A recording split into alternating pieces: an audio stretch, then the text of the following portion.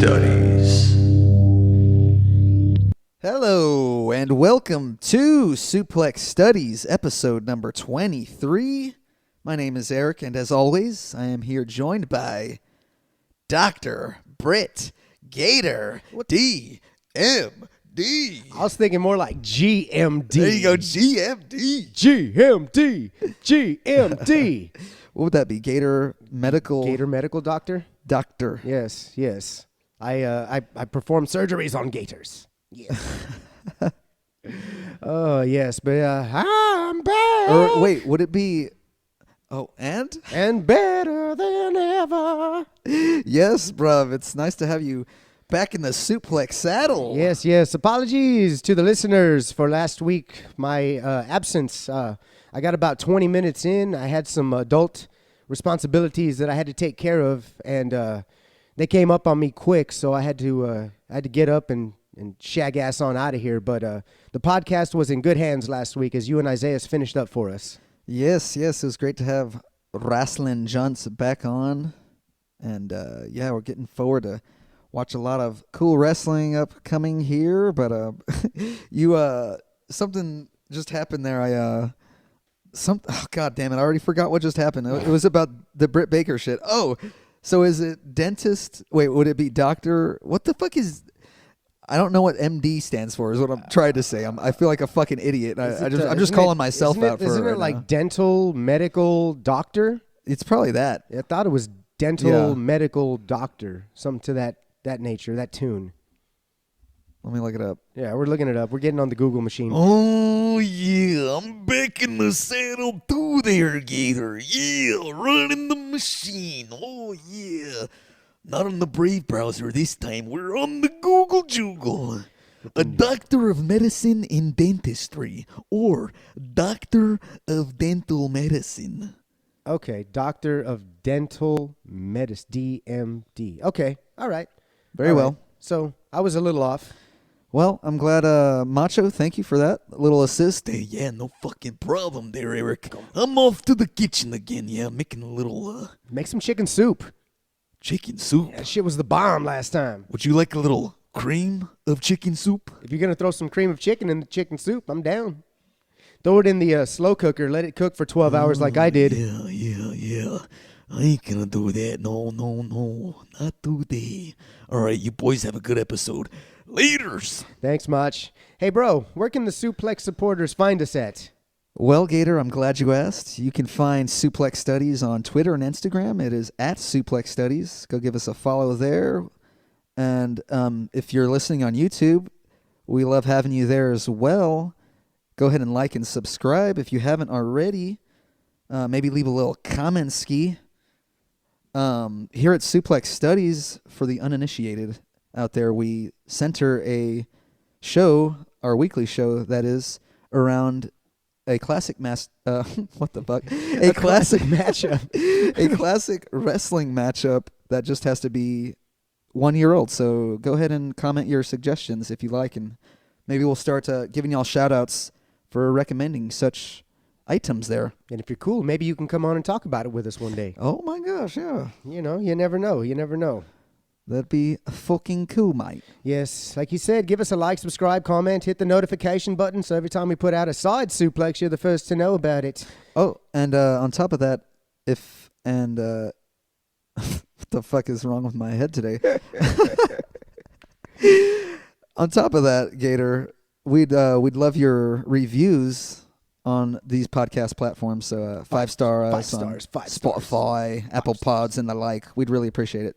But yeah, on this week's episode, as we alluded to last week, we are covering Dr. Britt Baker, DMD versus Thunder Rosa. And that is from the Lights Out match from St. Patrick's Day Slam. We're going to get into that a little later. But yeah, very excited for today, Gator.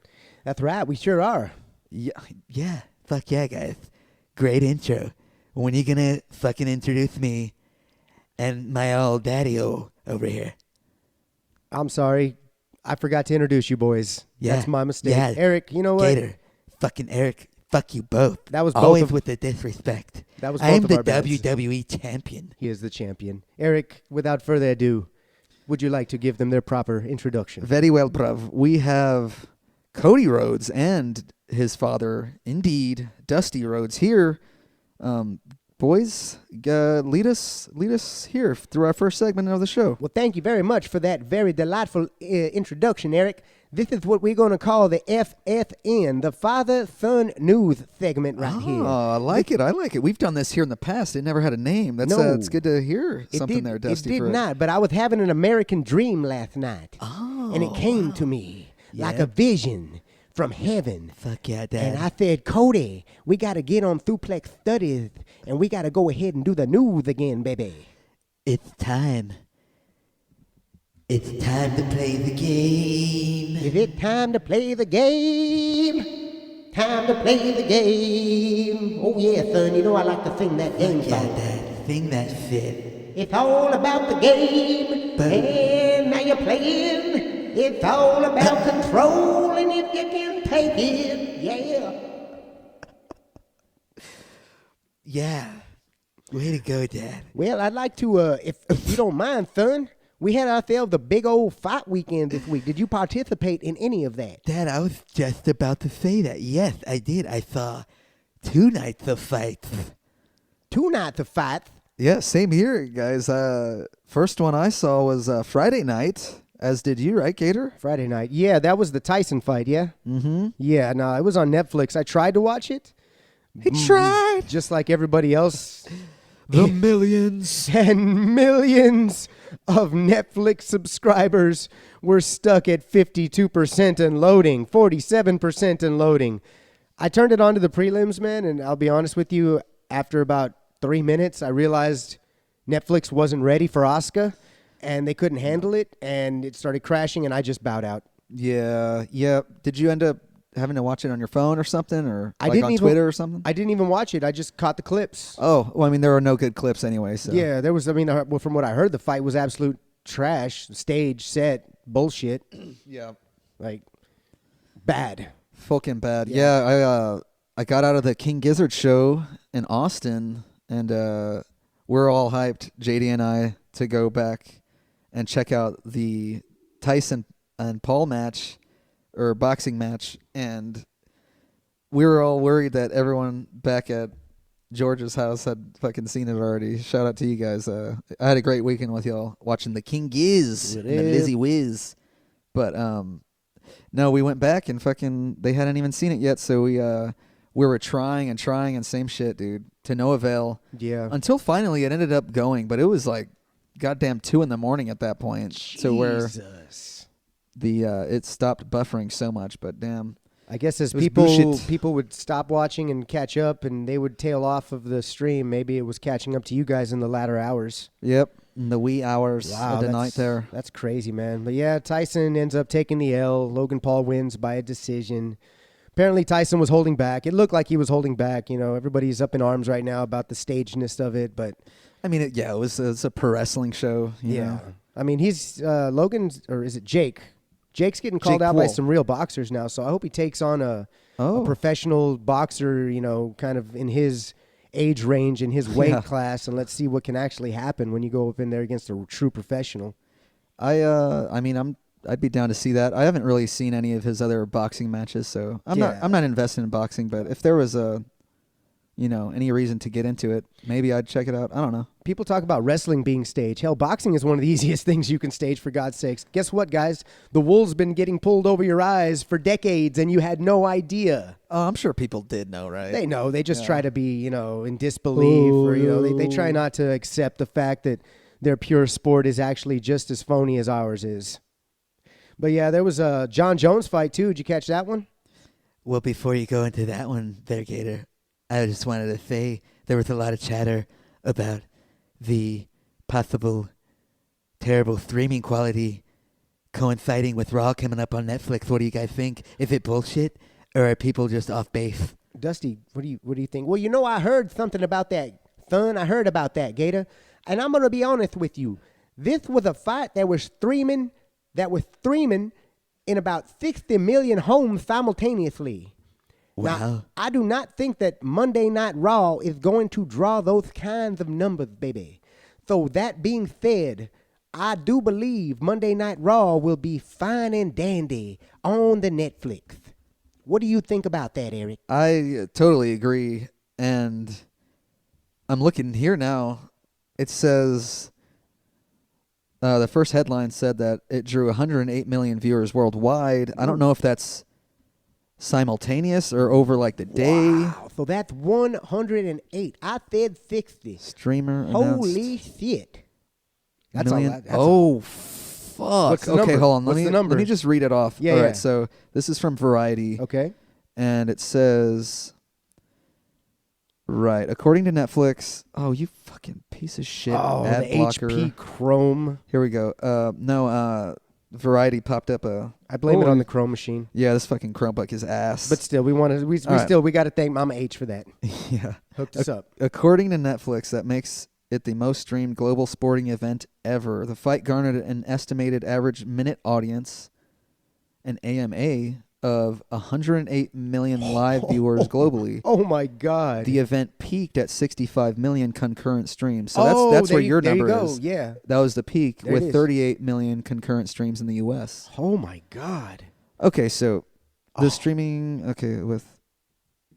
sports event was the top title on Netflix for the week with 46 million views through Sunday night. So, And that's not even counting the people that like streamed it, who don't have Netflix, that were on an illegal stream, or who went through some other avenue of watching the fight, be it at a Buffalo Wild Wings or at a bar or something like that. Like, dude, there was millions and millions and millions of eyes watching this fight, bro. So it's no wonder it's a that shitload. Yeah, it's no wonder that it fucking, crashed like a fucking cocaine head after a fucking week-long bender. That shit was done. With some Sleep. boner pills. With some boner pills. You talking Lamar Odom Yeah, here? I think you were just bringing that up, weren't you? Yeah, I was talking Lamar Odom. Yeah. I never heard that story. We were talking about Kardashians or something, and who's dad of the babies or something like that. Oh yeah, I don't know And why I knew that MGK is like Kim K's new baby daddy or some shit. Yeah. I saw it on Twitter or something. But go ahead. And I Stevie. thought that Lamar was her, dude, and you told me no, that was one of the other Kardashians, dude. And then I think that's where the story came up about him being found damn near comatose and dead on boner pills and cocaine. And having to be fucking reincarnated in the fucking lake of redemption on the Hardy complex by doctors and fucking the woken one himself, the broken one himself. They resurrected Lamar Odom. Oh, Lamar Odom, you must be resurrected. We will take this addiction away from you. You will delete. Addiction shall become obsolete. He'll fade away and classify himself as obsolete. Obsolete. That's right, delete. Obsolete, man. But yeah, I don't really see. I'm curious to see the first viewer numbers for Netflix Raw. They'll Probably get like. You got to think there's a whole new user base on that Netflix platform, right? So just maybe it gets enough like head of steam to like hear about, or like word of mouth and like internet ads. You know before that they're it probably starts. putting ads on it on Netflix. Oh, yeah. I haven't really checked I wouldn't doubt to that. see, but I'm sure that they probably are. So, I mean, I would ballpark it at a million. At the very least, you're gonna get 1.5. Yeah, around there. See, that's good. That's good to know these concurrent numbers or whatever. I'm wondering if they'll even release those. But man, I'm really curious to see these numbers when it happens. Dude, excited. It crashed at what, 65 million? Yeah, It's not going to crash at 1.2, 1.3, 2 million. It's not going to crash at 3 million. That's not the point I was making. There's no way this shit crashes for them. That's what I'm saying. But I just want to know the number they start hitting and what they can hold, and see if they can hold a possible new audience. Because they're going to get all the network people, everyone who's already watching WWE. You already have them. Right. You've got 33.3% WWE of the wants- audience right now. They want new eyes. Yeah, they want the other 33 1/3% that they're missing out on right now. Right. And then they want to take AEW's 50% and they want to add it on to their 66 2/3% chance because the numbers don't lie. Well, it's funny you bring up AEW because they just announced their first show for January 1st first simulcast with TBS and the Max platform. What do you think? It's called Fight for the Fallen. Fight for the Fallen. It's back. Haven't they been doing Fight for the Fallen for quite some time now? Yeah, I think they missed it this year. It must have fallen they off. pushed it. Nicely done. No, I think I didn't see it this year, but maybe it happened last year. I can't remember when. But either way, they just announced that today, and they announced a few string of shows for, early next quarter or whatever. But I thought this is huge too. Like, they're gonna clearly grab all of the current AEW people, fans, whatever. But does this really help them out having that new fan base, possible fan base, who's already on the Max platform? And you're going to imagine that shit's going to be on the front page of Max, as will Raw be on the front page of Netflix. So it's just going to be like might as well click it. It's like, okay, all right. I've never seen wrestling in years. Why I'll check not? it out. You know how many movies I clicked on Netflix just for the hell of it? And it turns out I've actually liked them. How many? Oh, God, quite a few, man. Bad Words. There's another movie. I can't remember. He's a comedian. It's not Burr. It's Tim one of Dillon? those. No. It's one of those real like George Carlin-ish like comedians, and he's got this Carlin. movie where he's playing a dad, and the other students' parents are just real assholes with him, and he doesn't hold back. He straight up calls them cunts. He's a right cunt. Yeah, but that Bad Words movie, dude, that one is the shit. Yeah? That is one of my favorite movies now. Wow. It's one of my favorite movies. How old is that? 18, I think. Okay, cool. Yeah, Bad it's- Words. Yeah, huh? about 6 years old. What type of movie is that? It's a horror? No, it's a comedy. Oh, it's a comedy. Yeah, Bad it's All right. But it's like a raunchy comedy. It's a raunchy comedy. Yeah. It's one of those ones, Right it's- up your alley, innit? Exactly, Nigel. Well, Basically, that's what it me. is It's me, is, Butch here. homeboy signs up for a spelling bee contest. He's like a 40-year-old man. A stipulation lets him get in there. Oh, So stipulation. yeah, he finds a stip to get in. So this guy is competing against fucking 10-year-olds, 12-year-olds, 9-year-olds, kids. Yeah. And he's just smoking them. He's just smoking them because he's a grown man. He knows how to spell. Of course. Yeah, but all the while he's doing this, he's messing with the kids, cutting them down, making them cry. It's kind of like Bad Santa meets that Grandpa movie. Oh, okay. Yeah, it's funny. I'm having flashbacks to 7th grade when I tried the spelling bee, and I didn't read the list. Oh, no. Had I read the fucking list, I probably would have did well. They gave you a list? Bro, they gave me a list of words to study. Oh, dude. And I probably had like weeks and weeks to prepare. I never fucking pulled that thing out of my backpack. Dude, I'd have been on that shit. I love spelling. I got up, first fucking round, spatula. Spatula? I had never spelled that word in my life to that point. I can't spell it right now. Go ahead, try. I can't. Because as I've gotten older and smoked enough weed, my brain has gone down in what it retains. I kind of think of my brain as a hard drive, as a computer. Oh, yeah, and the yeah. older that I get, the more memory in the back that I have to delete to take on the new memory. I only have X amount of fucking space. And there's certain words that I don't need to know nowadays. And one of them is spatula. Yeah. I can say it. I can spell it on my phone, and the predictive text will take care of it once I spell spa. Yeah. I'm good. It's spat. Is it S-P-A-T-U-L-A? That's it. Yeah. Spatula. I threw in a fucking C and an H, I think, probably. S-P-A-T-C-H-U-H-U-L-A. Spatula. Spatulia. Spatula. Spatulius aramidus. And then you just heard that little ding. Fuck. I lost. Felt like a fucking idiot. I remember we did a spelling bee one time in my history class, dude. And my word was Czechoslovakia. That's a hard one. Yeah, I can't do that one now. Czechoslovakia. Czechoslovakia. I still got that shit, dude. I was in 7th grade. 7th grade. And I got up in the front of the class. You nailed it. Czechoslovakia. Got it. I don't remember what word I missed, but I didn't win. I did not win. I was devastated. Damn, just like this weekend, huh? Yeah, they could have given me fucking flubbertigullion, for God's sakes. Flubbertigullion. I wouldn't have gotten it. We don't talk about that in this house, by the way, bro. You don't want to discuss? No, It's just no. travesties. All we'll discuss is it's time for Hawk Tua. That's it. I'm playing 3 players this week. Austin Estime, Tua, and TJ Hawkinson. And my team name is It's Time for Hawk and Tua. Yeah. 3 players. That's it. I'm retired from this league. I'm done. I set it up. I'm basically fucking Kevin from the league. Set it up, did all the work. Now I'm going to be here competing for the Sacco, and at the rate that I'm going, playing 3 players a week for the next 3 weeks, I'm probably going to take that big ball sack home with me. You're basically asking for the Sacco. I might as well take it. I played so fucking pathetically this year.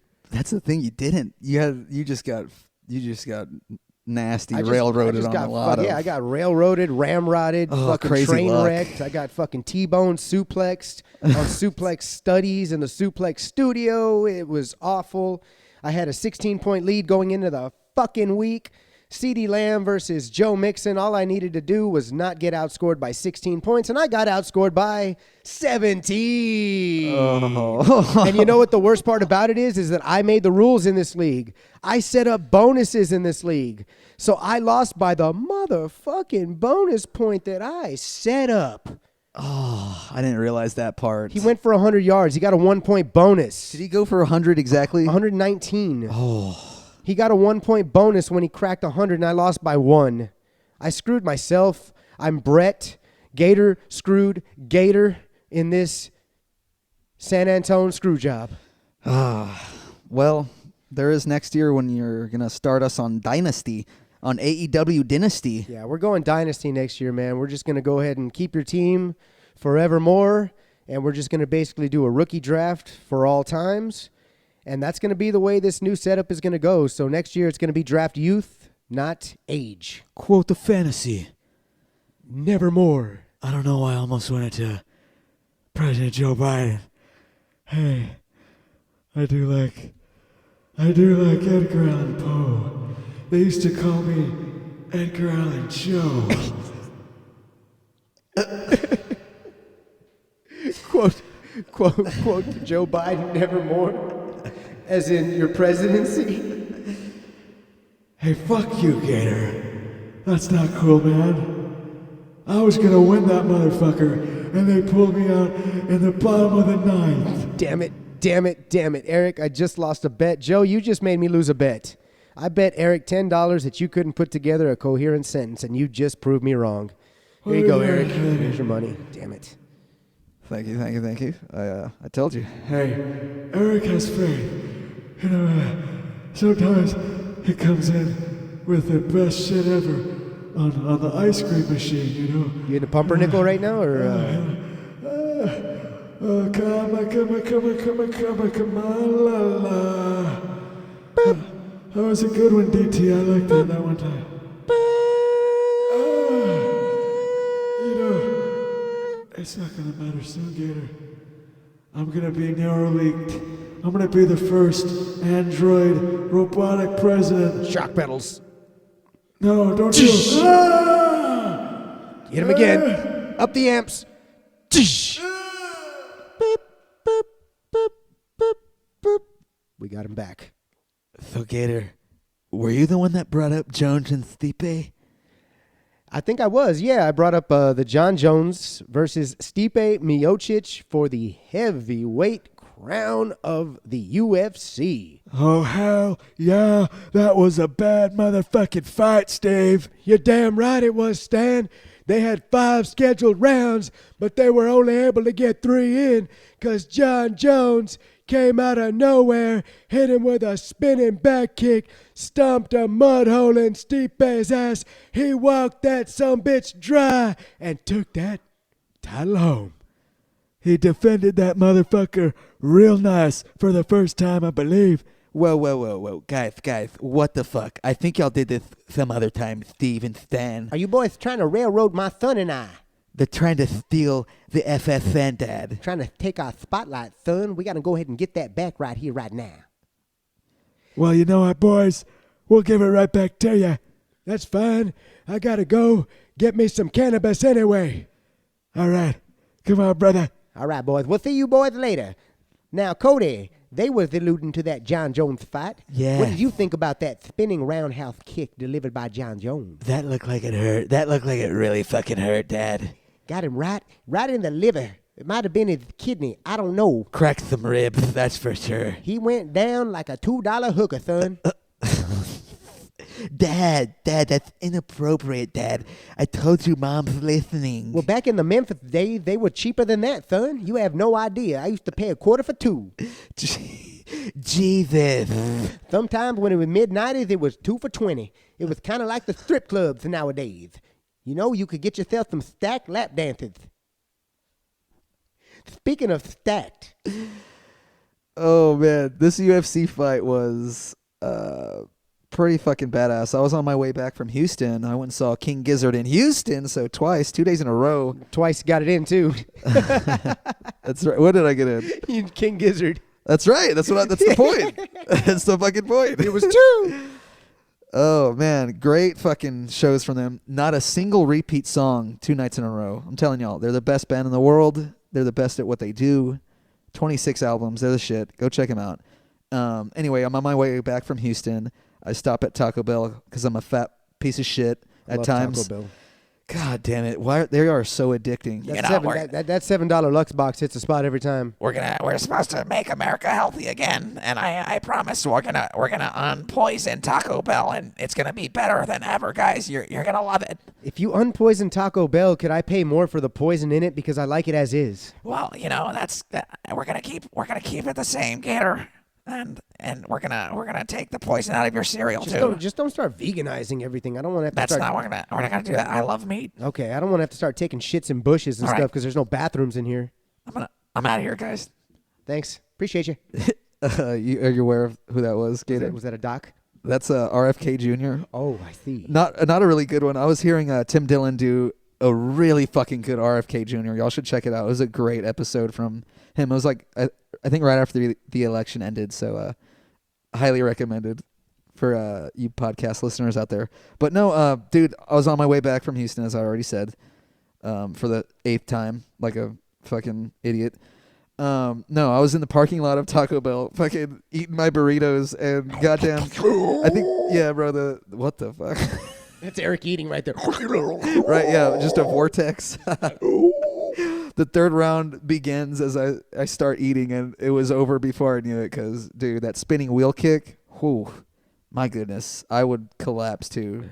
Till I collapse. Bro, that shit was Yeah. nasty. He He's the best of all time, for sure. Of all time. But, I mean, the thing is yes, he's the greatest of all time. There's a lot of gray lining in between it, though, with, the USADA testing, him ducking and dodging, hiding under octagons to not be blood tested and piss tested. And Recently? this is some years ago. Oh, okay. So during his really priming, right? of his years. There was an actual story where USADA came down there and he hid underneath the ring for like 8 hours until they left because he didn't want to get tested. Now, if you're clean, what's the problem? And he didn't want to get tested. So to me, yes, he's the greatest of all time, but it's taken with a grain of salt because steroids, even though you might stop taking them, they stick. That extra added muscle, that endurance, that mass, everything, it sticks to you. And he grew. From the time I saw him fight Matt Hamill, who couldn't even talk. Matt Hamill was the last guy to beat him. Did you know that? Matt Hamill. Well, that's not even a loss. Yeah, with the dude. disqualification, they disqualified him. I had to win that match because he was hitting me with the north to south elbows. They didn't count, and I can't hear. I'm deaf, so they went ahead and called the match for me. Thanks, Matt. We appreciate you coming into the studios Thanks today. for coming in, It's Matt. okay. Thank you, guys. Hey, you go ahead and take it back now. That was some fights over the weekend. Big fights. What else went on this weekend? Oh, there's some Collision and Rampage. You're getting ready for Full Gear this Saturday. We're going to do our predictions episode on a side suplex this Friday, so look out for that one. Yeah. Guys, any other pieces of news? I have one small piece of information Give right it to here. us. Did you see that Danhausen was going to be wrestling in Corpus Christi, Texas? I saw this, Dad. It was interesting to see. I mean, he's still taking all these indie bookings, but he's not on Rampage. He's not on Collision. Where the fuck is he on my TV? I want to see him in AEW. Okay? Tony, get him on Collision. So there has been a lot of Danhausen talk lately. Have you been seeing any of that dirt sheet shit about him? No, I haven't seen anything. This was the only thing I saw. He's wrestling Corpus, Danny O'Ryan, who I'm not familiar with. He looks very evil in the promo poster. So I'm hoping that maybe he does a little something. But what were you alluding to before that? Well, so a year ago is when they started doing teaser videos for him on like Rampages, I believe. And I think he might have popped up in a backstage seg, and then we just never saw him again. Yeah. Weren't they doing some kind of like an evil kind of a promo package for him where he had like the teeth? It was like a TV signal, like Danhausen TV, or it was like a Halloween part 3. Yeah. It was That's 3 more days till Danhausen. Right. 2 more days till Danhausen. AEW. Which I was all for. I was so excited Me too. to see him back, and then it just didn't happen. Apparently, the word on the street was that he was taking just taking time with his family, possibly. I mean, I'm not. I hate to spit out fucking rumors or anything, but apparently he had some. I mean, I don't know if he has a kid or what, but either way, I don't think he does. Either way, he started prioritizing indie bookings, which they were honoring for him, which they do for a lot of their talent, but I guess they still have to approve those for him now, and that's like kind of all the contact that there's been between both parties for like the last half year, apparently. So See, I thought he got hurt as well because he was coming back from injury last year. No, I know, but I thought he got hurt again recently, earlier this year. Again, yeah. What did he tore a tricep or something like that before? I think he ended up fucking his bicep up now. No way. I saw him on a video, a toy vlog video, and I can't remember if it was on All Ego before he went dark, or if it was his own vlog. But he definitely had his arm wrapped up, and it looked black and blue to me, and brown. So he was injured too, from what I could see. Shit. So it might have been family while taking indie bookings, getting hurt at an indie show, and thus killing plans to come back. And you know how that goes, Jeff Hardy. When you were planning to come back and you get going and you get hurt and it kills your momentum, eventually Tony stops he stops handing you the ball. Right. He stops handing you the ball. Man, it just sucks because like he didn't even really get a chance on this second run, and it's just such another missed opportunity for AEW because a lot of people are right. He would fucking thrive in NXT. No, but here's what I'm thinking right now. You go back on the indies, and I think we talked about this off air. Danhausen goes back to the indies.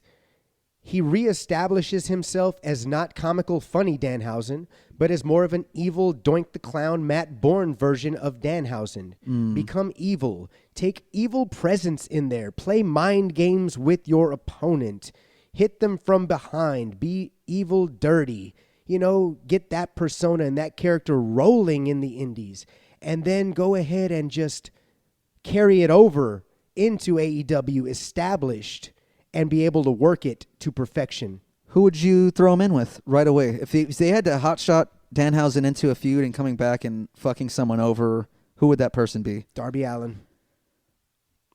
Damn. Or Orange Cassidy.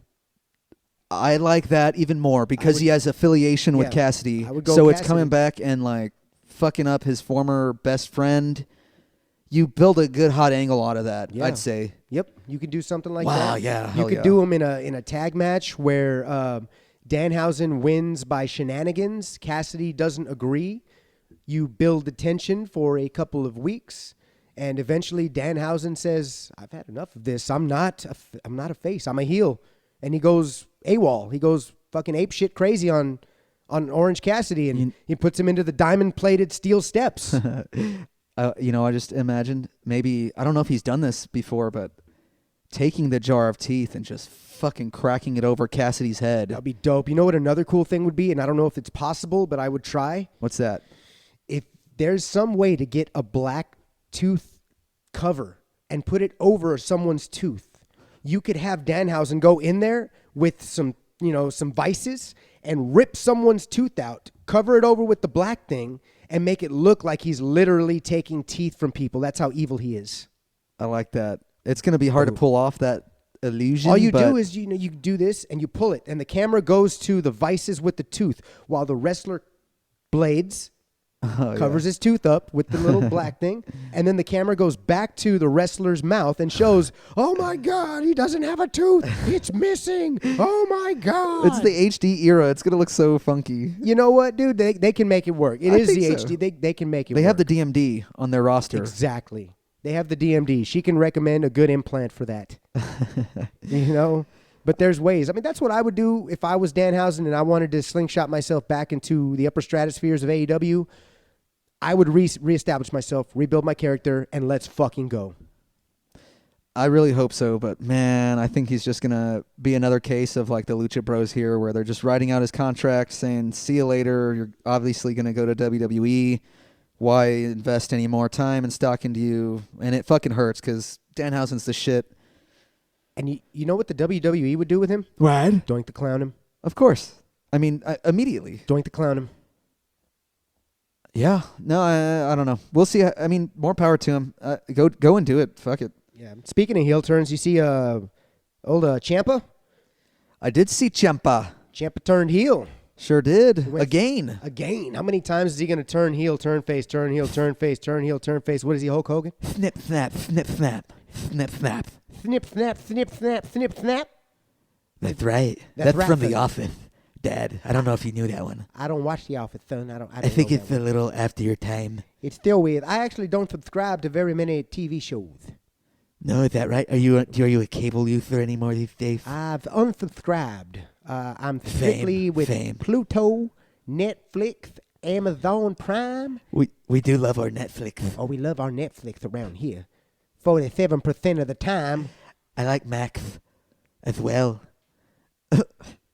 I like Maxine from the WWE. Oh, I thought you were going to say Maxine, that new A24 movie that came out earlier this year. What is that? It's from the Pearl X Maxine trilogy. Oh, yeah. You Just saw- got, did you see some of that? Yeah, you know, and you know, Perhaps- honestly, if I had to be honest, fuck those movies. Yeah, I know. Fuck those movies. Those are the stupidest trilogies. That's the dumbest. How the fuck do you get killed by a geriatric fucking patient, bro? The guy is 77. The lady is 87. You know what? I'm in my prime. I'm in my 20s. I'm in my 30s. I'm in my 40s. I've got full mind power. How am I being outsmarted by these people? They It were makes getting no out. sense. No sense whatsoever. Oh, man. Spoilers for X, but, you know, who gives a fuck? Sorry. Sucked anyway. I know. I liked it. I think Yeah. that was my favorite of the three. Yeah, I X'd it out of my memory for the most part because it was garbage. Maxine. Is that what her name was? Maxine in that movie? I think in the third one it is. God, did they booby trapped and walk through this and get a shotgun to the face? You fucking idiot! Are you kidding me? What is this? Looney Tunes? Get the hell out of here! It's like fucking watching like Elmer Fudd walk through a Bugs Bunny trap. It was retarded. It was Looney Tunes inspired. Perhaps. It had to have been Looney Tunes expired.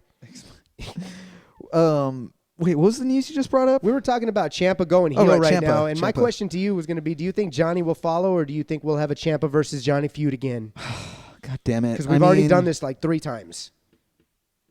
I don't know. So I didn't watch the clip. I just saw an image of Ciampa standing over Gargano. So so Gargano is still a face Well, then? basically, what happened is, I guess Ciampa, gets a win, something like that, and he goes to beat the shit out of somebody, and Johnny's like, "Get off him! Get off of him!" Ciampa turns around, "Get the fuck off me!" Pushes him off. Johnny hits the ground, looks up in awe.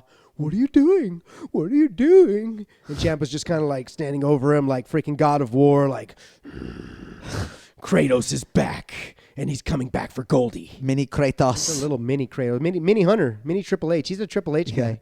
Mini H. Mini H.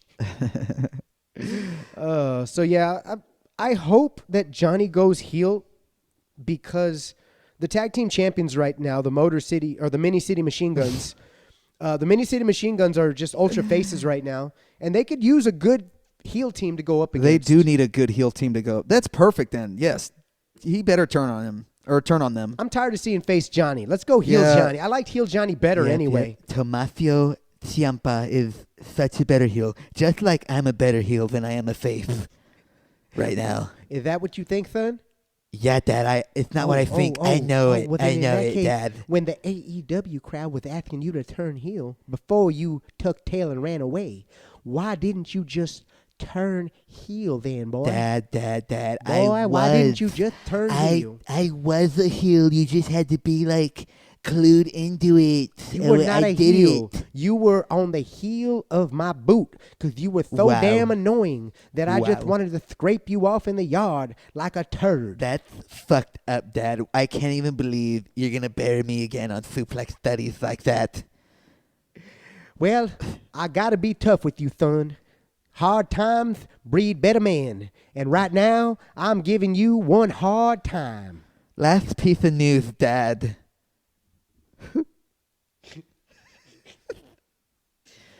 Mike Bailey is a free agent, and by all accounts, he's going to AEW. What do y'all think? Is there an owl in here? Speedball. Is there an owl in here? Come on, fuck off. Who gives a fuck? Ooh. Bro, you're gonna give a fuck when we get Mike Bailey versus Kenny Omega. Yeah, or I'm gonna give a fuck when Tony Khan takes Mike Bailey and puts fucking hologram's mask on him and tells him to get out there and continue the fucking story. That's why he hired Speedball Mike Bailey, because hologram went down. Well, here's the thing, Speedball. I had this really cool character. I think you're gonna really like him. He has a really cool mask, and you can do a superhero pose. Mike Bailey, what do you think? No, fuck that. Come on. Hologram's gonna heal up. He'll be back in a few months, I'm sure. I actually don't know what Hologram's injury is. I don't either. It's probably Quite frankly, he probably sprained his ego or something like that doing a Hurricane Rana that he didn't pull off. God, I don't know. That's okay. So this brings us into the question at hand here. I don't want to see Mike Bailey injure himself and go 2 balls to the wall. The spot monkeyness needs to end in AEW. The era of spot monkey. I like a little bit of it because it always means so much more when you get the high spot. Mm-hmm. But when you go high spot, as y'all have already, a lot of people have already said this. I'm not unique in this, but it's too much at times. I mean, especially with those guys who are very prone to doing that. And we saw Mike Bailey do this in TNA. You only saw one match? I saw 1 or 2 matches when he had, I think it was an X division. Yeah, the X title. Before he dropped it. I think he dropped it to what was it, Zachary Wentz or somebody like that, I think it was. And then he went on to defend it Something like in that. NXT against, what was the other guy, Wesley. Defended it, then came back, and Wentz he ended did, up... not Bailey, Wentz, right? my bad. Yeah, Wentz. Yeah, that's what. Yeah, Wentz. Zachary Wentz. Right. Yeah. No, yeah, and that was and now Moose is the Yeah, X and champ now we have Moose. Moose. Yeah, Moose is a good guy. Cool guy. Great guy. I thought he might have been the next Bobby Lashley. Well, Bobby Lashley is doing great things too, Dad. Oh, you're talking about the Hurt Syndicate son. That's right. What do you think, Dad? I think they've been putting a hurt on people. I actually just saw MVP. I saw a great video of him decking Alex Abrahantes. I loved it. What did you think about that? Well, Dusty, I loved that, for one. Excuse me, Cody. That's all right. And it was great to see Abrahantes get laid out for once. Well, no, I think he got hit not too long ago by I think Roosh a couple weeks ago. So I think Abrahantes is like, fuck yeah, I'll take some bumps now. Spot monkey in training. Yeah, well, no, he's kind of doing the Heenan. maybe. Well, Heyman took a lot of bumps too. I mean, a lot of managers do. Bobby Heenan, Jimmy Hart. I mean, Jim Cornette. Big time Jim Cornette Really? used to always take bumps. Gotcha. Cornette would always take bumps. I know you don't like him, but he was. I have nothing against the guy. Okay, cool. I know a lot of people out there don't like him. So I've listened to a little bit of him. I haven't listened to him lately, just because I get bored of just constant negativity in a podcast. But it's funny sometimes. Oh no, don't get me wrong. The guy's hilarious. Yeah, they have some really funny anecdotes and some Maybe funny catchphrases, and some of they do cut AEW down quite a bit, but at the same time, if there's something stupid or ridiculous in WWE, they are fast to call it out too. So, which is good. I mean, as one should. But no, maybe I got to check out some clips of him.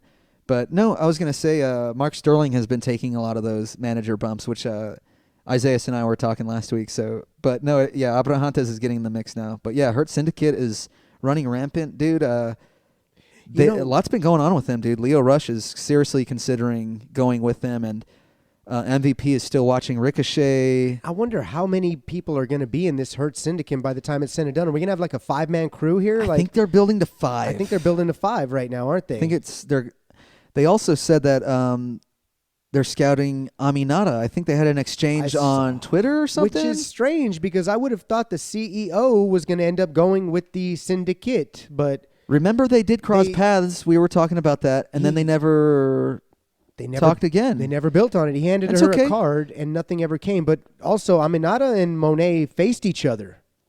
And now he's going after Aminata instead of Mercedes? Right. And they're casting a wide net with those cards MVP is handing out there. And I really love the way this has been building the last couple months. I'm loving the Hurt Syndicate in AEW. I can't wait to see their first true feud in AEW and see who they go against. This is it. It's already happening, dude. Against a 5-pack? No, not like that. Not faction versus faction. Yeah. They're more or less you're going doing against Swerve. We got Swerve Lashley, but Swerve has been feuding with all of them. Right.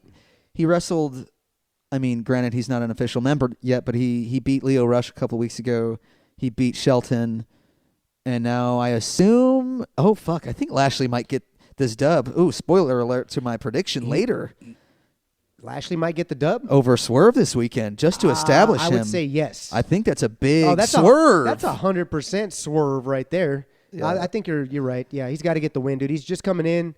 It's going to be a big match for him. Yep. If you want to solidify him as one of your top dogs in the business. He's a fucking unit, bro. I mean, he's the big unit. Oh, my God. He's going to beat Swerve. I think he should go straight for that title, man.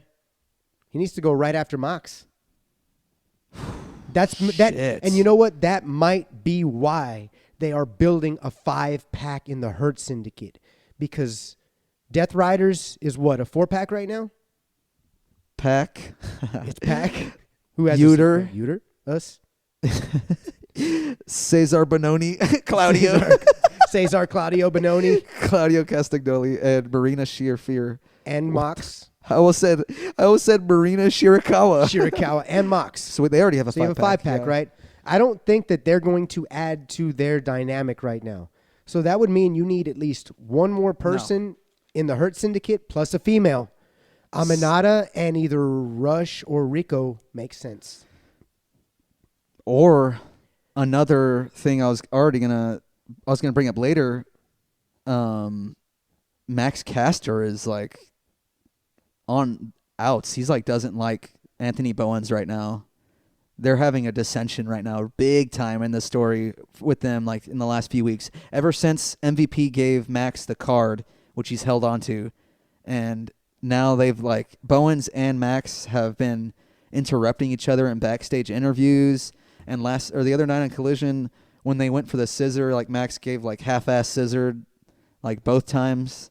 So I think they might be breaking up like as soon as this weekend, possibly. I mean, that's kind of a good thing for them. They're both great competitors in ring. They don't really have to be in a tag team. Kind of ran its course, didn't it? Yeah, you can push them both as singles competitors. Daddy Ass is not going to be around forever, so that trio's dynamic. This might be something to where maybe Billy Gunn said, "Hey guys, I'm almost done. I've only got a few months left." Okay, well, shit, if you're gone, we don't want to do this no more. Okay, well, so let's go ahead and just go our own separate ways. Let's end it. Yeah, that's good. I mean, they should get an end to that arc, and I think that's probably what's going on right now. Yeah. So maybe Max joins the Syndicate. I'm not entirely sure. I mean, you know what? You never know. What if it's a good old double cross, and Max ends up joining, like you said, and he ends up screwing Bowens over. Yeah, we'll see, man. But Mike Bailey, will he end up in AEW? Probably. People think he's going to show up in the Continental Classic. I think he's going to end up with Hologram's mask on, continuing the story. Yeah, right. But thank you to Cody and Dusty. Well, you're guys. very welcome, Eric. We were always a pleasure to come on to Suplex Studios and do this beautiful, lovely podcast, my friend. We love coming on, guys. Thanks for having us again. We'll see you next time. That's the FFN. And we're out this bitch. Bye, guys. Thanks to the Rhodeses. We love them. They're such a pleasure to deal with. Much better than that straight from hell Christian. I swear, that's one guy I don't like dealing with ever. Yeah, man. Christian, he's been on one lately. You know. Yeah. Is that right? The gates are opened. I am the gate. Gator. The gatekeeper, if you will. Is that what your little contract in a box is over there? Don't you look at my contract, all right? I'll have Kip and Nick on your ass in a heartbeat. You won't even see it coming. Pip? You're going to have Pip Sabian on me? Oh, you think you're real funny? Yeah. Gator. Yeah, I think he's a little Pip Squeak. Pip Squeak. Yeah. All right. You All could- right. Yeah. What do you think about that? He's your son, huh? That's kind of I kind of like that He's actually. scrawny, Props. Yeah, thanks. He's a scrawny little shit over there. He's definitely not from Mother Wayne, right? Don't you even dare, He's Gator. he's not from Mother Wayne, right? I didn't think so. You leave Mother Wayne's name out of your mouth. It's okay, Christian, because I promise you, the next one that she bears will be better than Kip, better than Bruce, and better than you. Because that child that she bears will be the father of I. The child of I. Will be the child of I. It will be my child. And it will graduate. And it will ascend to greater heights than Christian or his lackeys ever could. What do you think about that? Well, Gator, I think you're full of shit. And fuck you. Bye.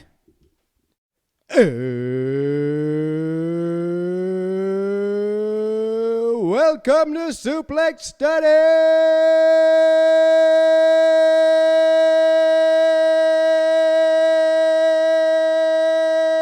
Studies. It's Wednesday. You know what that means. We are coming to you live from the Suplex Studios. What? Bringing this feature matchup of the week. You're goddamn right, Gator. We got Dr. Britt Baker. What? D-M-D. Oh, hell yeah. And she's taking on none other from the graveyards of Tijuana. Yeah. She's Thunder Rosa. In a lights out Mexican death match where the winner gets enchilada verdes. Damn, you would like that, Steve, wouldn't you? Actually, you know me, Stan. I like my red enchiladas. You're the green guy. Well, goddamn it, Steve. I must have forgot I was the verde guy. Son of a bitch. I do like my green enchiladas, right? With a little side of refried beans, what? With a little side of rice, what? And some red salsa, oh hell yeah. Thank you, Stan and Steve. We'll catch you dogs later. We love him. And we want to thank Michael Buffer for Thanks. introducing us today. The Buff Man. Buffman Jones. He's buff and he is the stuff. But yeah, man, we got we got Britt Baker, we got Thunder Rosa, we got a lights out match coming to you today, and this one is a cray. What you got, bro? So we are from Daly's Place in Jacksonville on March 17th, 2021. It is from the St. Patrick's Day Slam iteration of Dynamite here in the golden year of AEW. What do you think about that? Everyone has such high esteem for the 2021 year of High regards. AEW. Yes, indeed. Very highly regarded. What do you Yes. think about this? I think this, I think when we were watching the matchup itself, I said this is the good old days. They really do feel like that. It's all of this early AEW is very nostalgic already for me. And it's so cool because you have the wrestlers in the crowd because this is COVID era. I think we were speaking of this off air. Right, man. And COVID they did this era. for a while. Yeah, and I loved it. I loved seeing other wrestlers in the crowd enjoying the product, enjoying their coworkers' work. Yeah, it's something I've never seen before and probably will never see again. It's kind of like me at work when I kick back and just watch other people do their jobs and not help. You But know? they're still part of the show. They're still part of the show. I'm still here. I'm making money. We have the Gun Club here at the... Oh, well, not really the Gun Club. They were the... Wait, yeah, they were the Gun Club. They were called that. Daddy Gas and his two boys. Yes, Austin, Gunn, and Colton. They were called the Gun yeah, Club, yeah, right? yeah. No, you're right. They were guns from And the it's been a beginning. while. Yeah, it's been a long time. We had them in there. Lexus King, Lexus King, Brian Pillman Jr. otherwise known as. Yes, I believe you saw one Leva Bates in the crowd. I did see Lever. I was looking for Julia Hart, but I did not see her. I didn't catch her. I think I saw Griff Garrison. We did, yes. You caught a Griff Garrison. Who the fuck is Griff Garrison? Who the fuck is Griff Garrison? And then we also caught one Jade Cargill. Dude, Jade Cargill chilling in the stands in her debut fig attire, actually. This already has a fig. Jade Cargill. It didn't come with the badass shiny vest. Maybe I have to customize that. Dude, I got to get into learning how to customize the clothes for the figs. Ooh, that'd be dope, This dude. guy, I think his name's Coltez Customs. Damn, if Shout I'm getting out. this name wrong, I am sorry. This dude is so fast. He just did Rhea's newest return gear with like the mask on. No Did you see way, that? already? That Dude, came like out like that. Monday. Right, but it was a pre-recorded episode from last week, so the image leaked already. So he had got ahead of the week. curve. Oh, he and had a week. Dude, this guy works so fast, but he stitches all of their clothes. I mean, to a T, you know, and this thing's phenomenal.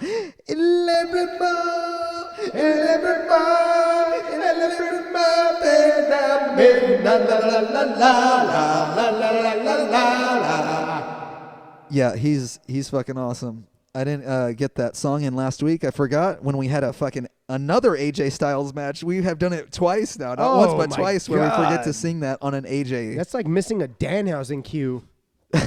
Yeah, bruv, it sure is. God. Oh, yeah, but we spoke about Danhausen earlier. I'm sure we'll speak about him a little later. You know, you never know. He might actually stop on by. He's just lurking in the shadows, maybe. Yeah. All in the shadows, wow. In the suplex shadows. You never know where Danhausen might turn up. He might be right behind you. He might be right in front of you. Either way, you will never know. You won't see him coming or going. He's coming for your teeth, your molars, all of them. Danhausen wants all of your teeth and all of your monies. Speaking of teeth, Yes. open wide. Holy shit. Open oh my wide. God, dude. It's DMD time. Without further ado, do. send your suggestions in, as I've already said prior. Forgive my repetitiveness, but if you'd like to participate here at Suplex Studies, we'd greatly appreciate some suggestions from the crowd, our Suplex supporters. We love having you here every week, and we are bringing a fucking banger. It's back.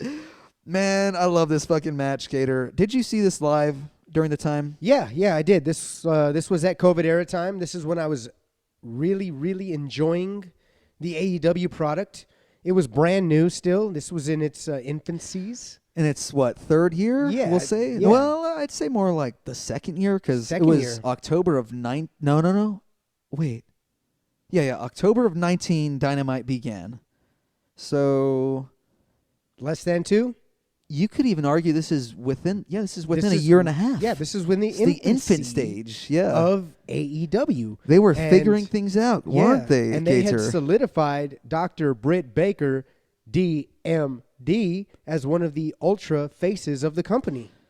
Well, she was a heel at this time, but I see what you're saying. She was just the face of AEW in general at the She time. was very highly featured on the card every single week. Absolutely. I mean, she was working matches, promos. She was on the pay-per-views. I mean, she was promoting the product. She was everywhere. She was one of, maybe not one of the pillars. No, but she definitely was. a pillar of the company at the point. CM Punk was correct Yeah. in that. And, I mean, many a fan thought the same thing. Britt Baker was a mainstay, a staple on this AEW roster at the time, and even going forward at that point. Of course, we see Sheeta here in the back watching along on this match. She's the champ at the time. And, we didn't do our due diligence and see when Thunder eventually wins the title. Right. We didn't look at the lineage of the feud. And even at this point, I don't think Britt Baker won the title yet, but she does eventually get I think she dethrones Sheeta. That's what happens, dude. I think Britt wins the title. Then they make the title a larger version of the smaller AEW title. And then Thunder beats Britt in San Antonio, right? Is that when she wins the world title? It is, right? I think so, yeah, the homecoming. So that's March the following year, 22, right? Right. Right. Wow. So that's what fucking happened. Yep. Now that I'm finally putting 2 and 2 together here. AEW is skipping San Antonio again, by the way. Oh, you sons of bitches. Yep. I was going to... We've got a new stadium here, man. Come on. Dude, oh my God, AEW needs to go to the Boeing We've Center. got the Boeing here. Come on, man. We got to go. What the fuck? You know who's coming back? Who? TNA. Oh. 2 nights. Really? In January. In January? Boeing Center. Down. Let's go. Let's do Both it. nights. Probably a Friday we're doing and that Saturday. shit. I think so, yeah. Yeah. Let's But do I'm that. sure they're just pre-recorded impacts. I don't give a damn. I just want to Yeah. see some wrestling, baby. And then fucking Genesis is probably like the following day or two. Oh my goodness. Do we got to do all of them? I would love to do all of them. We I think should just do it all. I think we should just do it all. It would Make a- be. It would. You know, we can make a weekend out of it, and we can go ahead and do a superplex on everything that we saw. Yep. Absolutely. It would be quite the special episode to get in that little TNA tour. A special you know? sode, if you will. I just did it for King Gizzard. Double shot. Double shot. This would be a triple shot of TNA. However, 1 beer, Wide. 2 beer, wide, 3 beer, wide. and I even did a couple of push-ups. Well, goddamn, Steve. Now I gotta go get my push-ups in. That's right. You got to get your squats in too. My titties aren't feeling so tight these days. Let me ask you: when you come up after your squat, do you always flex? You gotta squeeze, Steve. Is that what you do? You squeeze. You squeeze. Well, maybe that's the reason you always had better knees than me. I never squeezed when I would come up on my squats. Well, it's all in the squeeze. You grease them knees, Steve. You're damn right, Stan. Hell yeah. Let's go get some White Castle. Oh, those goddamn little White Castle burgers with them little onions. They're just flavorful. They Right. just explode in your mouth and make you want to just...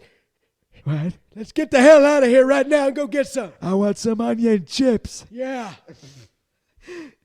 So what'd you think of Rosa's gear, brother? Oh my gosh, talk about damn. All right, so This already has a fig. yes, this figure is already depicted in the Blood and Guts wave Ringside Collectibles exclusives. And or that line is the word I was looking for. This is some of Rosa's coolest gear for sure.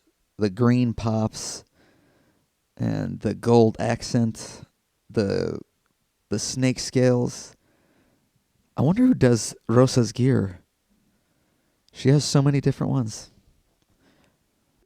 And we also have the matching Britt Baker in the Blood and Guts set there. They're in single packs, however, so you have to buy them separately.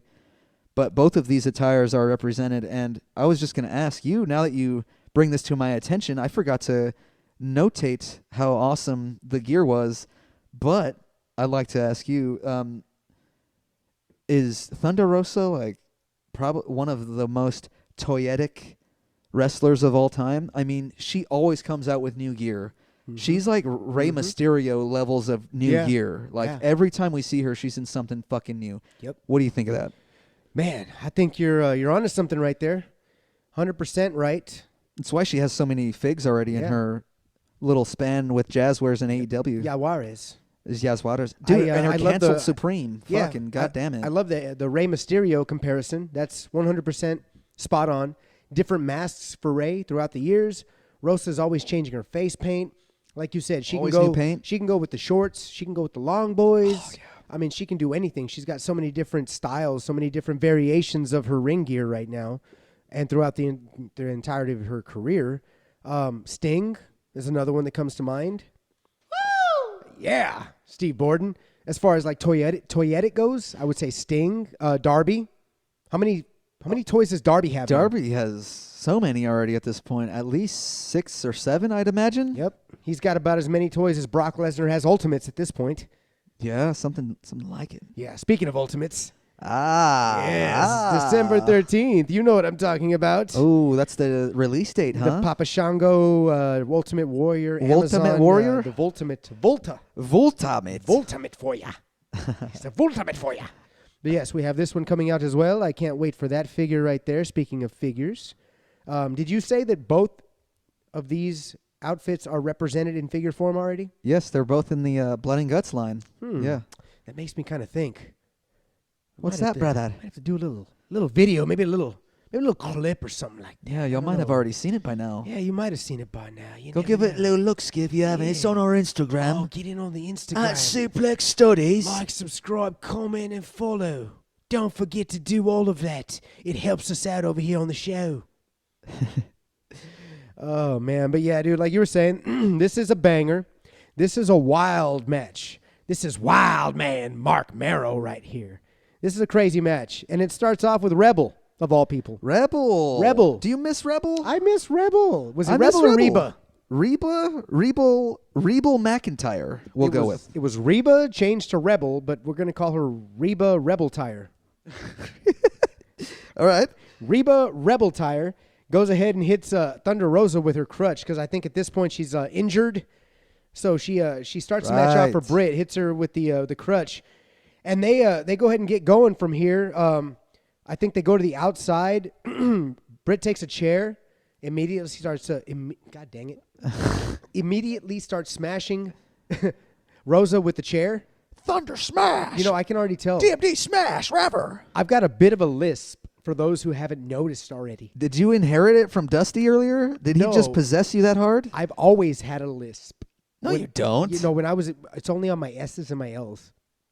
You just did that one on purpose. No, I didn't. Yeah, you did. No, look, it's only on my S's and my L's.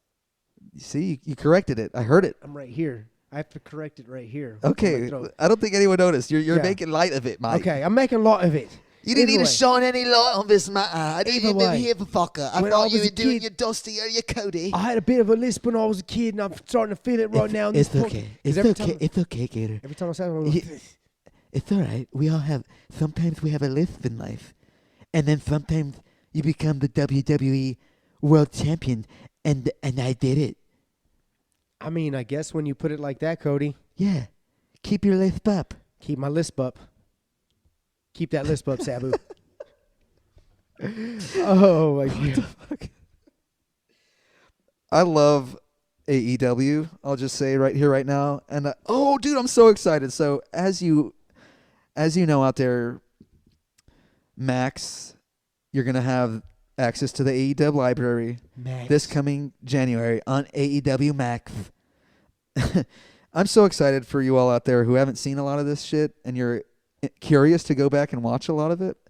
I think it's well worth the watch. Probably like the weekly Dynamites kind of are the only thing for a while there. I don't think Rampage gets introduced until later on, and I think we only had AEW Dark at that point with Dynamite. But what I'm trying to say here is, I was watching some of this Dynamite, and it was the beginning of the Pinnacle, which was very interesting to see. Is that the Sean Spears, Wardlow, Dax, Yep. and Cash, and MJF? Yeah, they come out looking like a fucking Temu version of Evolution. Evolution is a mystery. One chance and no one sees. MJF is making history. In the pinnacle. Nobody fucks with my testicles. You don't wanna cross the cherubim. Oh yeah, Big Jones over here. You gotta watch for FDR. And then it's rounded out by Wardlow. Oh yeah. Yeah, fucking Wardlow's here with the Pinnacles. Pinacles? Yeah, what is it? What is the... I'm thinking of those fucking tarot cards, the Pentacles. Oh, I don't know Have what you you heard- speak of. I've never messed yeah, with yeah. tarot cards. Tarot. Tarot? Tarotti. Tarate? I haven't really either, but you have friends here at times with are like, oh my god, I just got this new tarot deck. Oh my god, it's so fucking cool. I don't know who you're hanging out with, but my friends don't say that. They don't sound exactly like that, but But they're like, oh my god, I have this new tarot deck.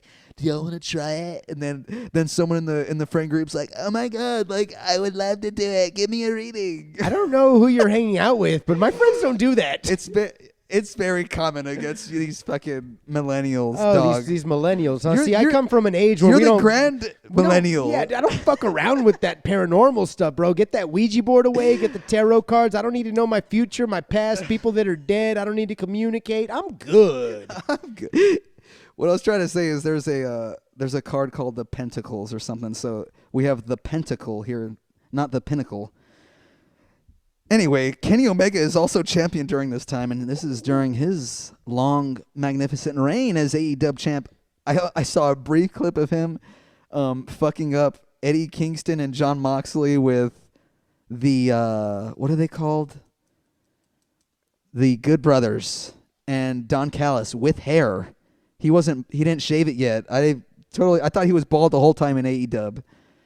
But anyway, it was good seeing these memories. Does any of that jog any of your memory from that time? Gosh, bro, that's some deep dive right there. That does not jog my memory at all because, like I said, the wrestling comes at you so fast nowadays. Oh. That hey now, yeah. There's so much wrestling to absorb nowadays that I can't recall what happened last week, much less that far ago. Right. As I couldn't either, but seeing Kenny acting so fucking hilarious was just awesome. I forgot how funny he was in this heel role, and man, what a cool time. I think at some point I might run through some of these old Dynamites. That would be a fun Some thing sides. to do because when I first got turned on to NXT, I went through the entire library and just watched every single NXT show, plus the pay-per-views. That would be something fun to relive, a moment in history, if you will, a moment in time, to just go ahead and go back there and just. There was so much good stuff back then, man. Yeah, and I'm not lots saying of good with the bad. Yeah, and I'm not saying that I'm completely disconnected from the product right now. I'm just not as invested in it as I was in that COVID era. You just gotta hop back on the train. Check it out sometime. I'll hop back on the train. I need some good storylines. I was really invested in that Mariah May, Tony Storm thing. The payoff, and now I'm left. I'm sitting here still waiting for more. I haven't gotten it. I think you're gonna get it this weekend. I think we're gonna talk about that a little later on. So yeah, hopefully we rekindle that flame and something happens there. This match right here, right now, results do not count. This doesn't go on their win or loss record, according to Excalibur. Excalibur made that very clear. What did Justin Roberts say earlier? He's like, when the lights go out, AEW will not be responsible for what has taken place when the lights come back on. Oh, I Did love you hear that. that? Yeah. He does that for every lights out For match. every single one, yeah. I love that shit, dude. I kind of wish, the only thing that I did wish in this match is I wish that they had pulled the ring apron off and we had seen the wood. We'd seen the pine. I don't think this match needed that. It kind of didn't. It had so many bells and whistles. Yeah, it really did. It really did. It had Yeah. chairs, so many chairs. Chairs. There was chairs everywhere. There were steel chairs in the turnbuckles. There were we had There was the crutch. You already said The crutch. There were stacked chairs, like 6 stacked chairs in the middle of the fucking ring, and I think that was one of our suplexes. That was our second, I believe, or second? third. No, it was our second. There were only 2. We only got in 2. There was one at the beginning that was debatable that we didn't count because it looked more like a Death Valley driver.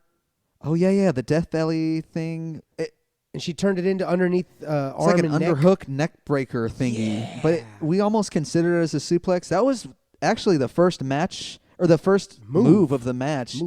Yeah, Britt and Thunder go out to the ramp style ringside thing, and Britt Baker nails Thunder with that move, but we don't know exactly what that's called. So if y'all want to run that back and check it out, give us the name of that move. I think that I kind of veered off on my original point. I think I lost it earlier. All I wanted to say was Oh my God, yeah, that's what I wanted to say earlier, dude, and I got off on a whole ass fucking tangent. So excuse that. All I wanted to say was I'm excited for the fans out here to watch this shit on Max in January. We're watching it through Triller UK, which you can do right now until Max comes out, but you need a VPN access for the UK, of course, which I've gone on like a broken record on this show, as the dedicated listener would know. But anyway, it'll be cool for people to check that out, the material there, to finally have a chance at the stuff to watch and maybe get invested into these characters who have already had quite a few stories and great Mania match in AEW history. Yeah. But I digress. I digress. For fuck's sake. Yeah, for fuck's sake. Just shut the fuck up. Would you shut the fuck up? Shut the fuck up. Excuse me. Excuse me. But other than the fucking furniture in this match, I mean, we had chairs, we had tables, we had ladders. We had curb stomps. Quite a few. Dude, 2 curb stomps? Yeah, dude, there was a nasty curb stomp at the beginning here. I think she hit her to the diamond-plated... the diamond-plated steps. The diamond-plated steps, and You're camera... goddamn right, Gator. I'm not going to let this one down. You got to acknowledge my diamond steps. Fuck those diamond steps. Well, back to you, Gator. Thunder Rosa gets color right here. What? Camera shoots away, Oh, yeah? gives her a little bit of time. Gives her some time. She goes ahead and puts that blade up. right up on the hairline. Right at the hairline, right? Is what we're suspecting. We were talking about that, Stan, off air. You're goddamn right. You're damn right we were. I was there too. When I used to blade, I would blade right above my eyebrow or right on my forehead. But recently I've noticed that some of the ladies, they actually blade right above or below their hairline. It's something we took notice to because obviously both of these competitors here are bleeding, but one more than the other. Yeah. In Britt Baker. And neither one of them wants to sully their good looks. Right. So that is what leads me to believe they blade up top rather than below, because a scar right here on your forehead is more visible than one at your hairline. Right. And damn, dude, the Crimson Mask on DMD is an iconic shot here in AEW in its early history at this point. And as we've already said, it's really cemented Britt Baker as the fucking shit, you know, and she's a future world champion at this point. So what a sight to behold, and it is burned into the history books of AEW. Yep. And damn, what a cool fucking match so far. And just to add on top of that, how did she get her color? This is later on in the match. I think we skipped over quite a few stuff. They had a little crowd interaction. Thunder Rosa does a funny little somersault onto Britt Baker that doesn't look so hot, but Britt moves. It's like a swanton half-ass. Like, I wanted to make light of that. I don't know why. It was a funny move. It looked funny, Thunder. No offense to you. You know, you can't win them all. You guys fucking killed this match though. So one little funny stinker ain't gonna hurt it for me. Yeah, it ain't gonna hurt it. But yeah, I remember Rosa sets up Britt Baker in the corner, puts that ladder right in between the middle and the bottom rope. Right. To your point. Yeah, and then she hits her with that shotgun drop kick. Woo! And both ladies in this match. Bang, bang. We have color. Bang, bang. We've got color on both of them because they're in a lights out match. Were you ever in one of those, Cactus? I was never in a lights out match, no. But I was in many Hell in a Cells, boiler room matches. I was in Texas death matches and ballroom matches, bull rope matches. I did it all. And if I ever came in the AEW, I would definitely do a lights out match. Bang, bang. Damn, Mick Foley and AEW. What do you think of that, Gator? Well, that would look hilarious because he did that last stint in TNA. Did you see any of that? No, I didn't. I But saw clips of it. I saw clips, and I heard about it, but I didn't actually do any research and watch what he did over there because he was Foley. He was, way past prime Foley. So at that point, I just wasn't invested. I wasn't tuned in, and I wasn't even tuned into TNA at that moment in time either. Just being honest. I wasn't either, dude. And no, I didn't watch anything TNA from 2000. I think I stopped TNA in like 08, 7, 6 even. Wow. I was only watching it from 04. Oh no, I think I watched it through 2007 a little bit, but I fell off well after that, and especially into the teens. Did not continue watching it. I just kind of kept up with it on early Facebook during that time, Wow. but I did end up going to lockdown. I don't know if I've mentioned that on the show yet. I went to lockdown 2013 He went to lockdown. with my pops. With Shout his out to you. It pops. was a great time. March of 2013, it was Bully Ray and Jeff Hardy in the steel cage main event. Oh, wow.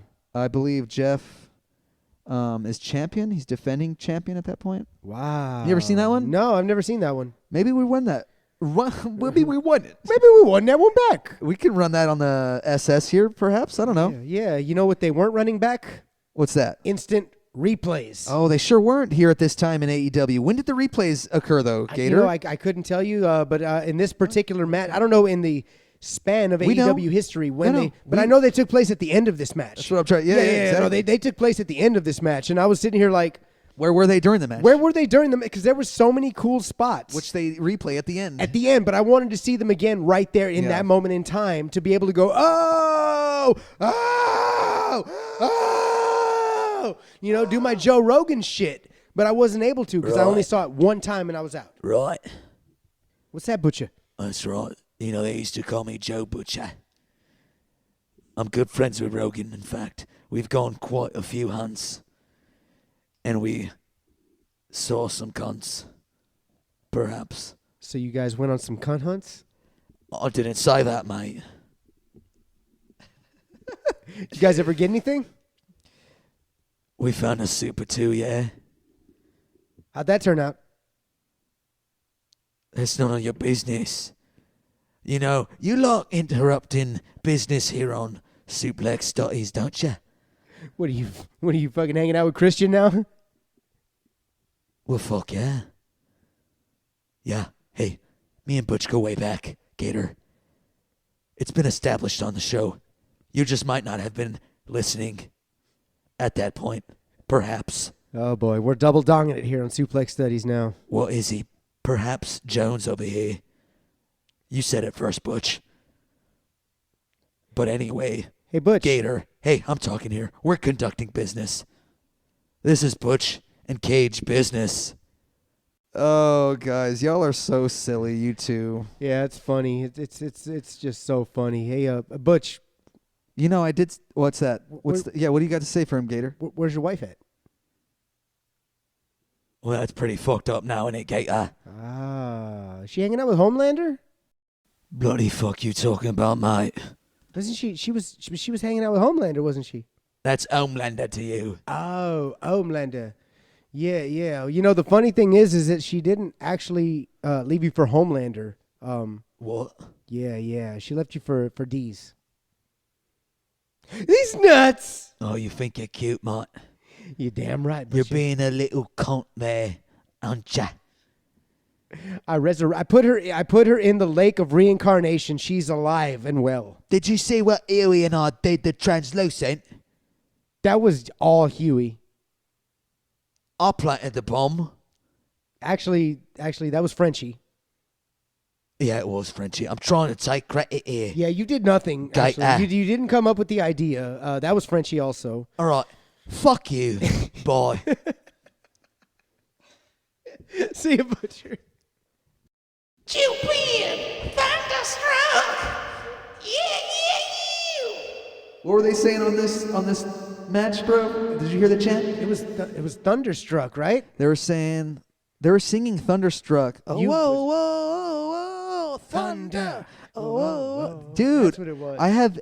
I never noticed that. I Nobody's- don't know if we got to bring that back. Bring Yeah. it back, AEW crowds. Nobody's done that in the crowds. Yo, we need to hear that loud. Yeah. Maybe, so that must have been the wrestlers doing it, right, on the side. Yeah. And maybe they thought it would translate to the crowds eventually a year later. Man, it took a whole year from this point Yeah. to get a steady crowd again, though. Fuck.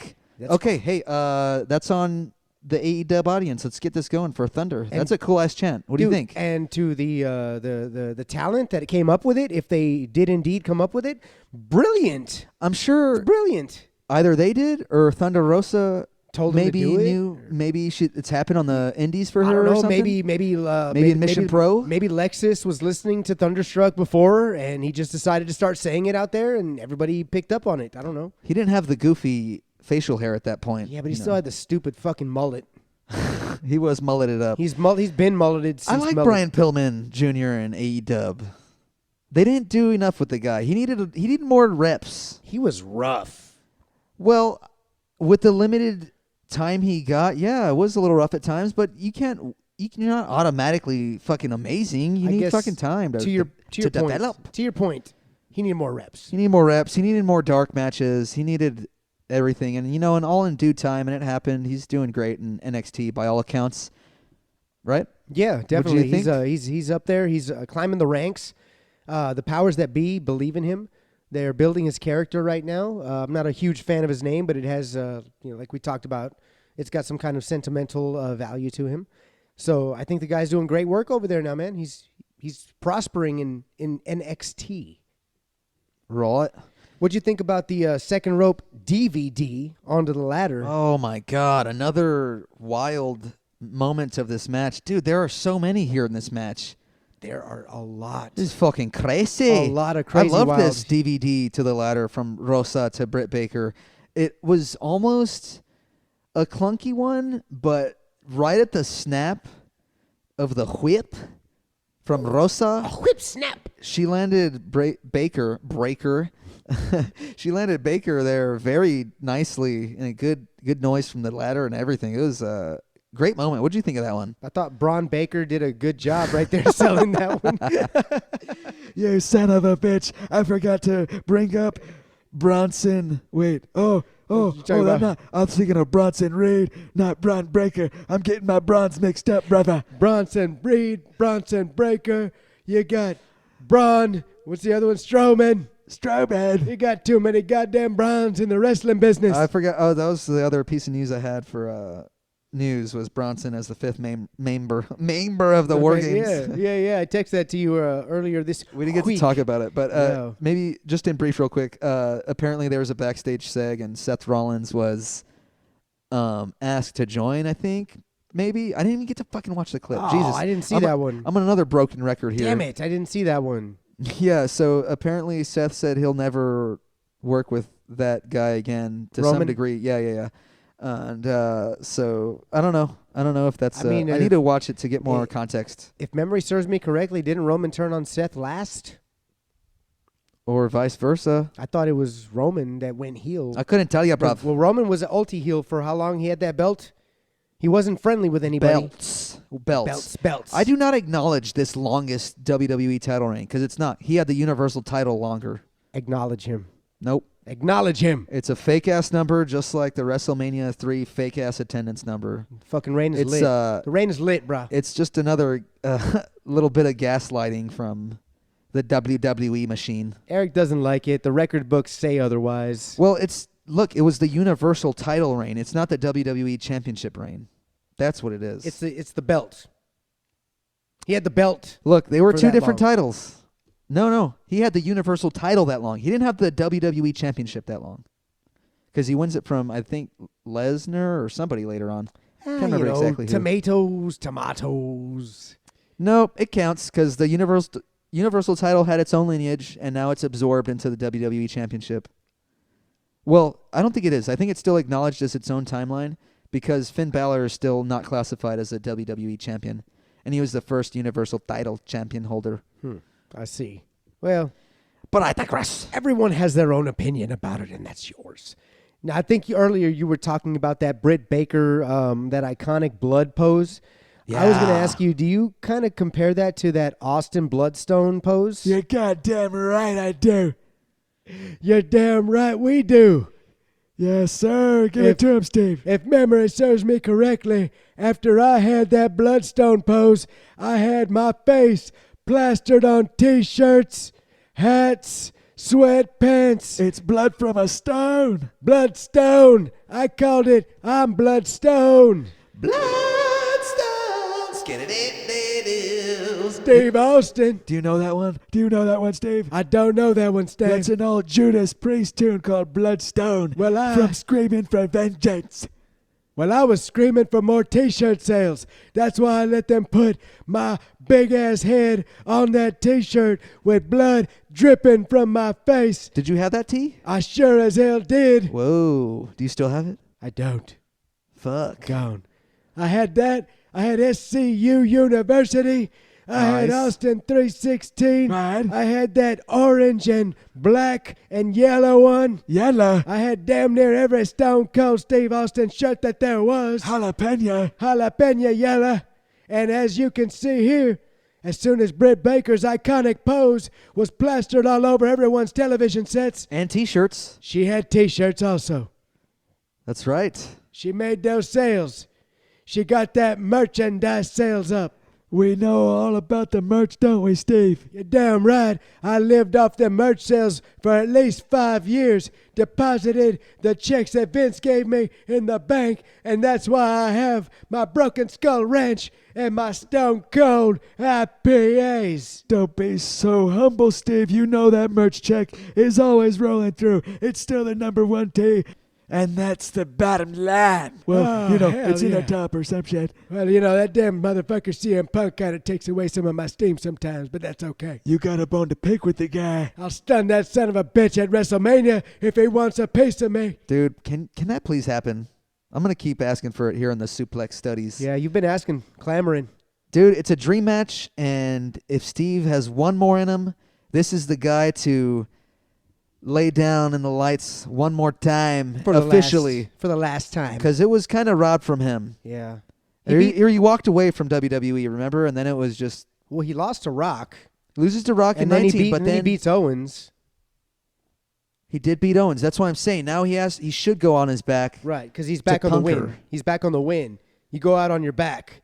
He still hasn't gone out on his back because technically he came back. What if there's a number one contendership for the World Heavyweight title, the World Heavyweight Championship for night 2 of Mania, but you run Punk, Steve night 1? How about that? That'd be pretty dope. I'd sign up for that. That's just total dream booking from my crazy brain here. And that's far, far in the future right now. We're not. No, they should be making plans for all of Well, this after now. Survivor Series, yeah. Apparently Punk's going to be rolling into Survivor Series in Doing- some sort of fashion. I don't know what. Yeah, I wonder what.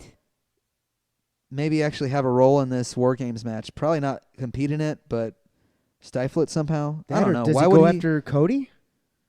I mean, he should. Him and Cody should have a feud. I mean, yeah, it's about time. That They would didn't- be as big of a miss if they don't do that as they missed on Kenny and Punk and Yeah. AEW. And like I said, he could go in there automatically and say, as soon as I jumped over to AEW, you tucked tail and ran away like a little bitch and didn't give me the chance to whoop your ass like I would have. And you know that I would eviscerate you on this microphone and in this ring. Holy fuck. Do it. I mean, it would print money. It would be a hot angle to start for the Netflix show Yep. come January. The T-shirt sales with Cody on Oh, one side forget and Punk about on the it. other in the Forget about versus it. mode with like the logo up there would be sick. And you know what? And they don't even have to. Neither. Oh. Well, no. It would be maybe Cody or maybe Punk would try his hand at the WWE Championship at the Rumble at this rate. There you go. But that would be you'd have to put him in that spot like right away. Like, And you know ASAP. what? This is it. It's like it's now or never. and Basically, in right? all honesty, I would go with Punk. I mean, yeah. I would give Do it to Punk. Do it. You might as well run him because the next person in line Is a dream match. will be. I mean, they have several options. So There's so many dream But matches you should can run make Punk with him. now. Yeah, run him now. He doesn't Run him now. have the longevity on them No. wheels. They've fallen off. He's having to air up his tires as many times per week as I am right now because I know I got a flat. fuck, bruv. Do you know if there's a December preemie for the WW? December to dismember? Yeah, I don't think so. No, I'm not sure. I'm not sure. That's the only one that I remember for I December. don't know what they run in December anymore. Yeah, I'm not sure. Maybe Dismember. Armageddon's back. I don't know if NXT took that one. They might have. They take a lot of the old names. They took no Moisey. No mercy. Hey, they took no mercy, eh? Dick, dog. Nick, Shako. Skin. Dick, dick, dick, dog. It's the real deal now. Go kick your sorry asses off the streets. Bring it on, what you gonna do about it? Bring it on, that's what you got. Bring it on, what you gonna do about it? Little D-Lo Brown for you sons of bitches. Socko. Skingo. Did you say Socko? You're gonna say Socko?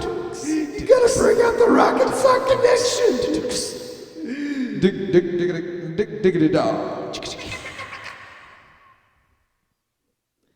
So back to the match. Before I so rudely interrupted your went on a great call tangent. out, superplex onto a stack of chairs. There was We like didn't really get 6. to discuss it. Rebel is helping toss in the chairs. Another. While Thunder Rosa was over there blading.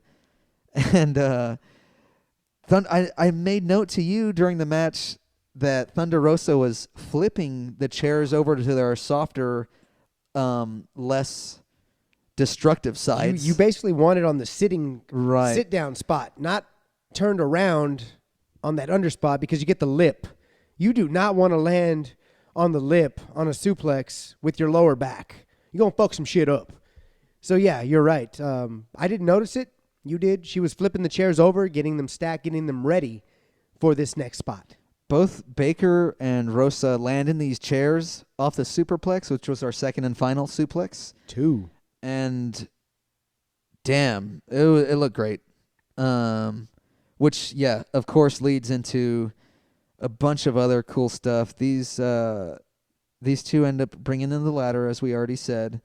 Or, well, Rebel introduced the ladder. Rebel brought it in. Who ends up taking the table. A rowdy-ass table shot. Yeah, but before that, I think they threw the thumbtacks down.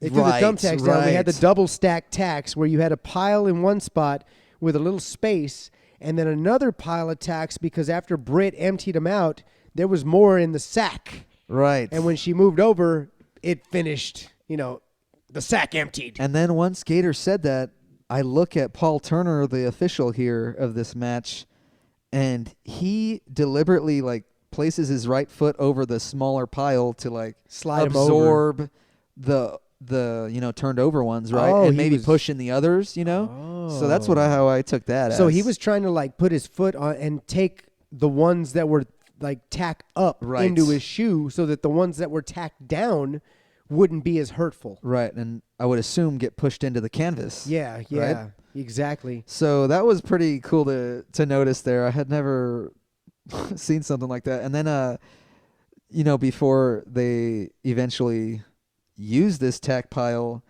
both Britt and I think Thunder start Reversing a moving bunch of shit. the tacks with their feet as well, or their boots. They were. They're pushing them towards the tack pile a little bit, but to your point there though, they were reversing each other. They were trying reverse, power bomb, reverse, suplex, reverse. And that's what got us to your spot right here, where Thunder pushes Britt aside because Rebels, comes in trying to, interrupt. Yep. And Thunder goes ahead and what does she do? Shotgun. Was it like drop kick. It was a shotgun drop kick? Yes. And Rebel to the outside off the ring apron smashes right through that table. Rebel's dead. She's fucking dead, dude. She stayed there, dude. Laid out, eyes closed, the way it's supposed to be done. She sold the shit out of it, dude. Oh, you love to see that. I love it. She went to sleep and she didn't get up. She was out. Night. And this was a big moment right here because it kind of starts to set up, the end a little bit here. And where Thunder Rosa actually does get the upper hand and she delivers a nasty fucking power bomb to Britt Baker right on those thumbtacks. Oh man, There's- perfect placement. Oh, tacks all over the back of Baker. I mean, whoo! It looks very painful, and then Rosa even takes some shrapnel tacks there as well. So they are in terrible shape. Terry Boo. You know what I wondered is Paul Turner, he says to the referee, he goes for a 2 count on this. I didn't see his hand, but he was awfully close to the You thumbtacks. think he got a little That's all I could think. tack action? 1, 2, and I'm sitting there, I'm like, dude, I wonder if he got a fucking tack to the palm. That shit would hurt so bad. Taction, if you will. Little taction. Got some traction in there. Oh, man. But, yeah, that's what I was wondering about Paul Turner. I wonder if he caught himself a little tack as well. I know he got him to the bottom. I know I've seen Aubrey Edwards do that. I've seen her count into the tacks and like 1, 2, oh, fuck. dude, I think, man, that must hurt so bad. Oh, dude, especially if you catch it like right here on the pom-pom. Oh. Because you've got meat right here. So that shit digs in. Because I've actually caught one to the palm right here before. Oh, I've caught no. a thumbtack to the palm. How'd that go? Oh, it's so painful, bro. Fuck. It hurt to pull. God, I've also caught one like right here. Right in the middle. of that It didn't son of a hurt. bitch. It didn't hurt. That one just popped right out. But the meaty one, oh, those fucking hurt. God damn. So, yeah, if you're a referee out there and you're dealing with thumbtacks, you know, you might want to get one of them chef cutting knife or cutting gloves, you know, the things that the chefs put on so they don't cut their fingers when they're dicing shit up. Right. Get one of those if you're going to do a thumbtack match so you don't fuck your shit up. Speaking of fucking your shit up, Better safe than sorry, innit, Gator? always better safe than sorry. That's why that's why Britt Baker always puts her glove on before she delivers a lockjaw, which she goes for. And she actually hits She Rosa applies. with it. Yeah. She kicks out of the powerbomb pin attempt, right? Does. It was a 2. It was 2. It was 2. And then, of course, we get into the lockjaw attempt from Baker to Rosa. And what does Thunder Rosa do? What does she do? But they roll back, right? She rolls back into the Rolls tacks. her back into almost a pin attempt, but they both go,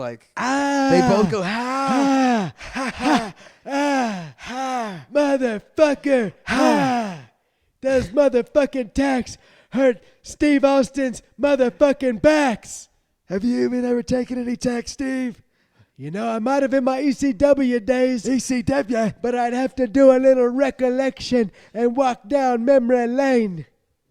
They do roll back. The pin is null and void here, essentially. And Thunder Rosa goes back on the attack. Am I mistaken? I think so. They're both, like, at this point, they're both bloody. They're hurting. Dude, they've given it so much at this point. Like, they're sweating their asses off. Britt Baker is a bloody mess.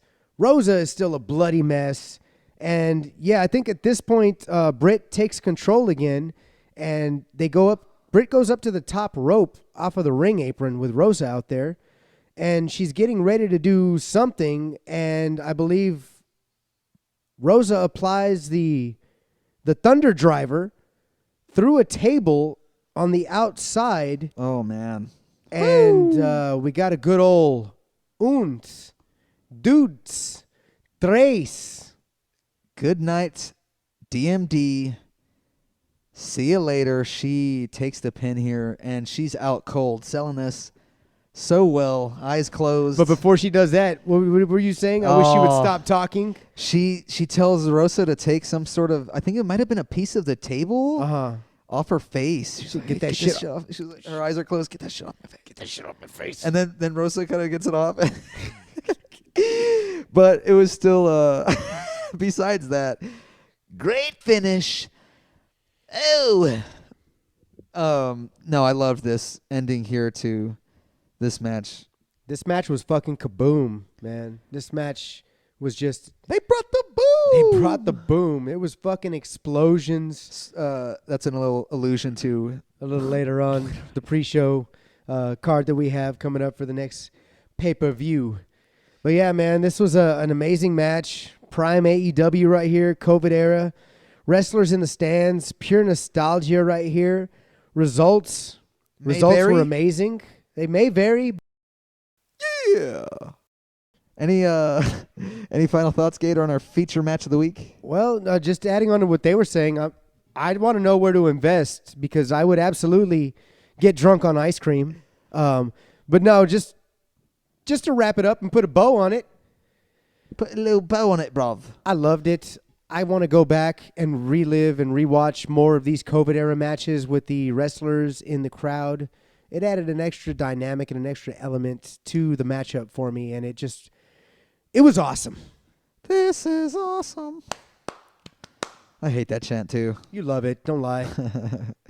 What'd you think of the COVID screens in the WWE shows with the fans in the background? Dude, it was fucking lame. It was lame as fuck, man. It was lame. These AEW literally put their talent out there to cheer each other on and to give the show a little more cheer and pop. These guys had fake fans. Didn't WWE end up doing it too? I didn't see any wrestlers I out there. think they did, if I'm not mistaken. I think they had that combined with some of the screens behind them. You know, I could be wrong. That might have been what it was. It might have been like one of those. I remember they had like the plexiglass, and they were behind the plexiglass. I fucking Oh, swear. Remember? they did They eventually. They did. had him in the They hockey did it. They glass. tried it. Yeah, they put him in the penalty box. You're competing for the 24/7 title. You go out there. You're in the penalty box. Yeah. You go cheer for fucking The Miz. I got to Oh my cheer for The God. Miz? Are you serious? Yes, Jeff Hardy. Go cheer for The Miz. Well, fuck, goddamn, old Itchweed gonna come out and have an old fit with his goddamn old weed eater, bruh. Guess I'm obsolete then. You know, I came in went obsolete, went and came. You want to go ahead and get maybe Gain on the show? Gain. Well, you know what, Gator, if you want to summon Hillbilly Gain, you got to come up in that old North Carolina Hillbilly tracks. Me and my old boy Jeff Hardy go do it old dirty, nasty, greasy style. Well, let me ask you something, Hillbilly Kane. Yeah, what's What up? do you think about cocaine? You know, I don't fuck with that old cocaine. No. I'm not talking about the drug. I'm talking about the wrestler. Right, I know what you're talking about. I'm on tune to the X Okay, and okay. Twitters. I seen him. I seen cocaine and his coke slam. That's kind of funny, you know. He's ripping off an old gimmick of mine. Dude, I love cocaine. I love cocaine. Is that right? It's so funny. You've got Gain. You got cocaine. You got candy cane. You got Rogaine. By God, he's got an 8-ball. You know what they need to do? Rocaine. He does have an 8-ball. I love the 8-ball. They need to make Rocaine? Rocaine. It's Kane Rogaine. with the mask, but he doesn't have bald. hair. He's bald. bald. Bald Kane. Rocaine. Oh my God, you nailed it, Gator. Rocaine, bro. Rocaine. Rocaine. You just made the next one. Someone's gonna steal it now. We're Someone- gonna see it on the indies now. Someone do Take it in the indies. Take it. Take it from me. Take Good it. shit, Gator. Take that. No Diddy. Oh, man. So, yeah, that was the matchup of the week. But guess what, folks? There's more. We're not done yet. We still have to do our predictions. Yes, our predictions, Gator. Just as Eric alluded to earlier in the show. Yes, so we're going to do our Full Gear predictions for this Saturday's show. And look out for that side suplex on your regular podcast feed this Friday. Yeah. But that's all we have for today here at Suplex Studies. I'm gonna go watch some Dynamite. Oh, hell yeah. Hey, Lita, send us home, baby girl.